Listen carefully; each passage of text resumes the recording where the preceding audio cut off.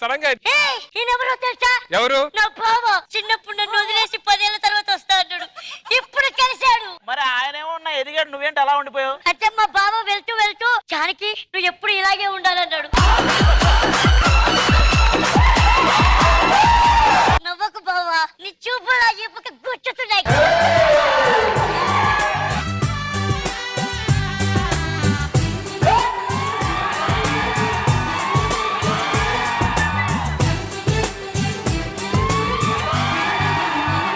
Janaki zip ఊడిపోయింది వెనకాల.